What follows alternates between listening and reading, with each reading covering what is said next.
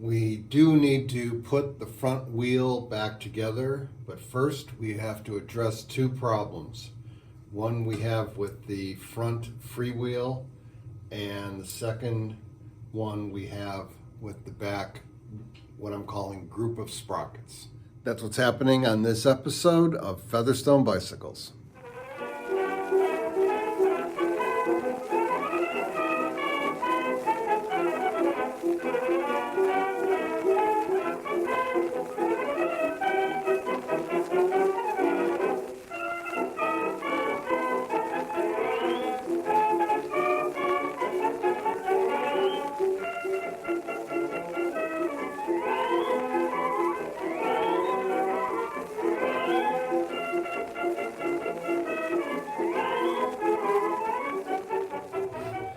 So the first issue is, if you recall from the previous episode, or maybe it was the episode before that, we took this all apart, we got it all clean, and successfully put back together, or so I thought.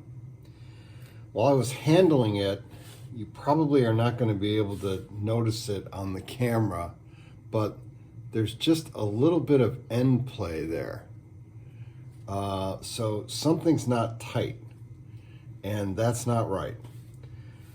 I took it apart and tried to figure out what was wrong, but couldn't make any headway on it. So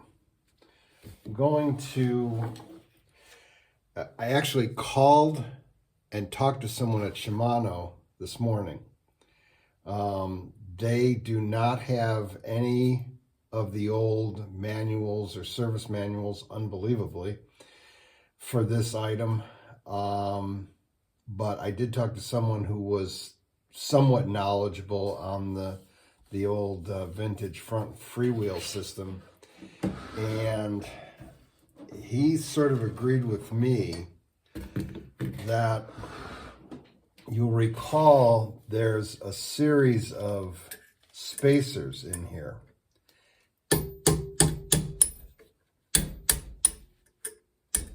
And the only thing I could think of was that as this is just not getting tight enough. Not this particular lock ring, but the bearing ring, which is here. It's just not getting tight enough, and that's why I'm getting that end play. Actually, I have to hold this, I think. So the only thing I can think of is that because it's not getting down far enough, is that those spacers are in the way. So I guess you could kind of consider them to also be shims. And if I take one out at a time and see if that helps. I've also got my ball bearings all in a mess here. I got a bad feeling I'm going to have to, there we go. And I'm taking two out and putting one back. Okay.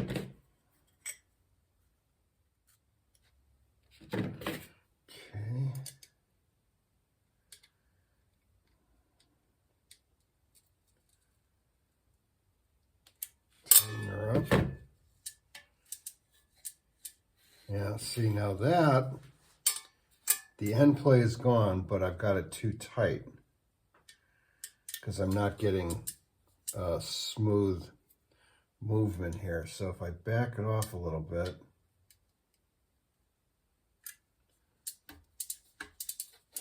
that seems right. And the end play is gone. Now my second issue was that you recall in the previous episode or the episode before, I wanted to get this apart so I could figure out if I had the right freewheel, so-called freewheel removal tool.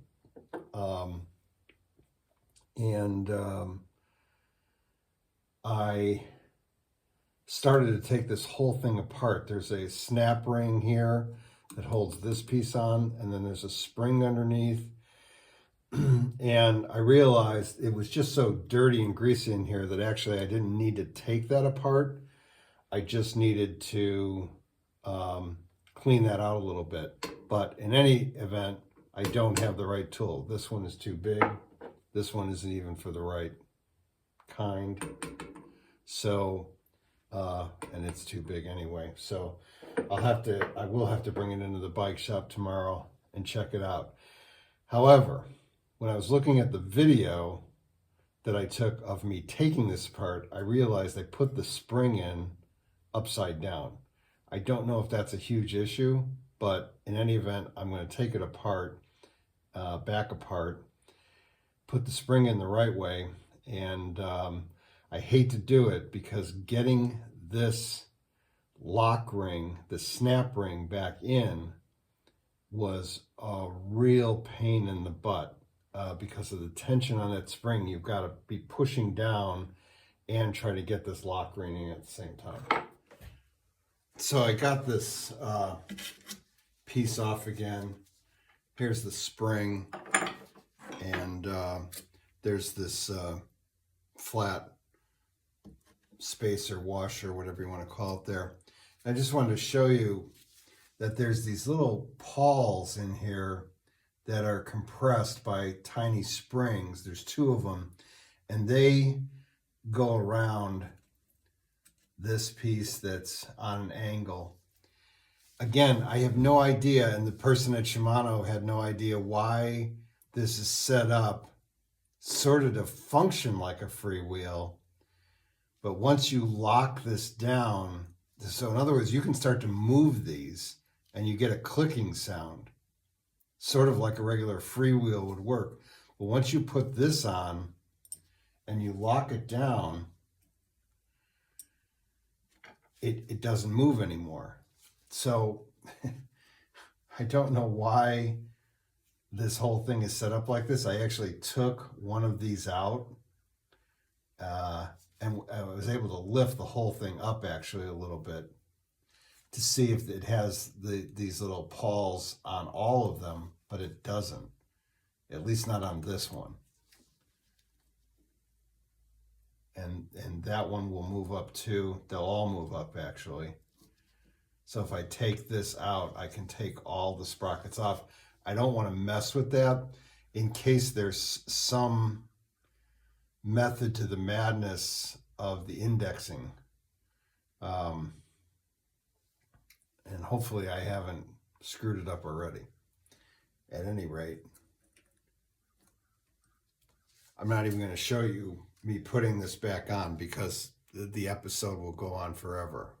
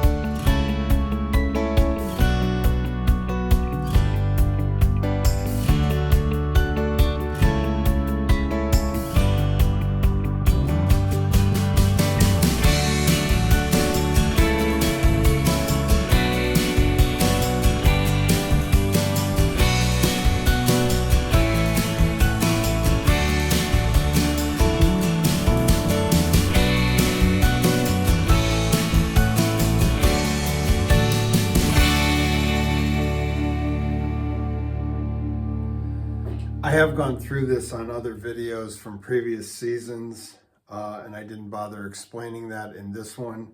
But just so you know, we start by the valve stem hole, and we put the first 4 spokes in, 2 on this side, 2 on the other side. And the reason we do that around the valve stem hole is that you'll notice as the spokes are going around, some are coming down on angles like here, and some are coming down straight. You want the 2 that come down straight on either side of the valve stem hole so that it's easy to get the air compressor in there, the nozzle. And if you want to know how I start those first 4, just refer back to some of the other seasons. I explain that in full detail. So now we're going to get it onto the truing wheel, the truing stand, I should say.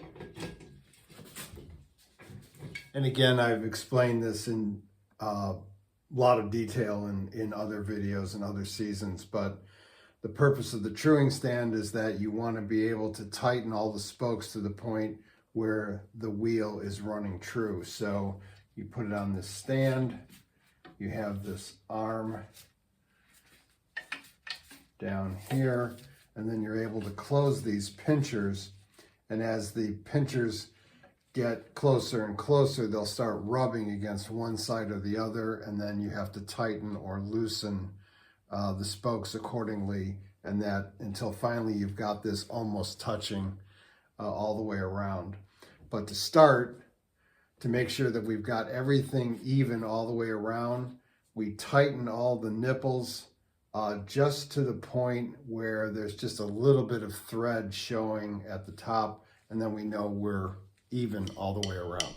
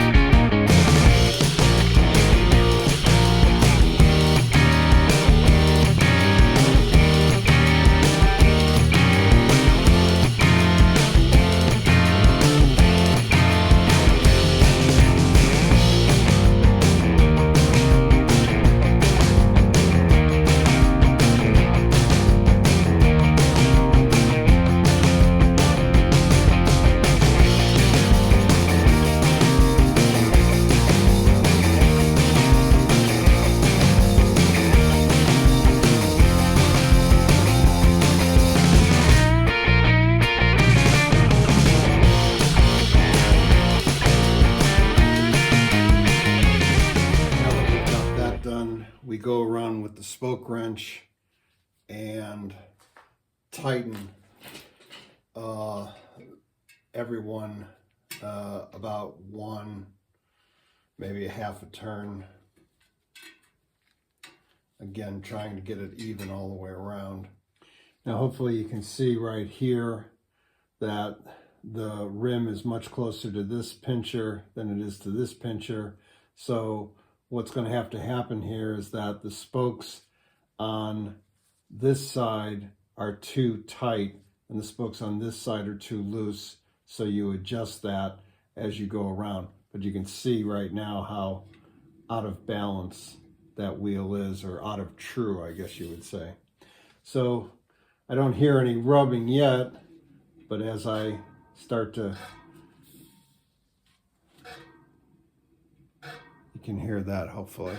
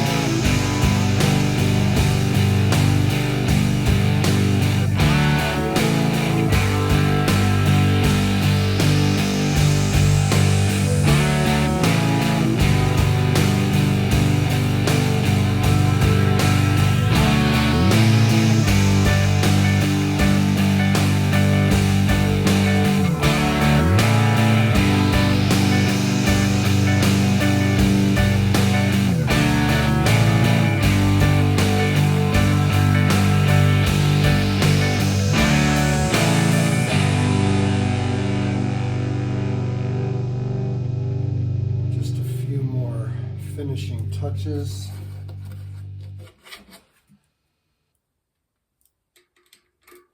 Put these on so we don't lose them.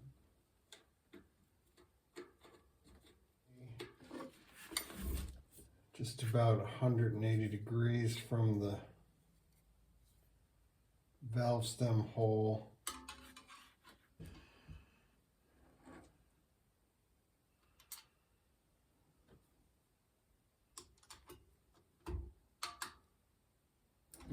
Thanks for sticking with me, guys, and I hope to see you next time on Featherstone Bicycles.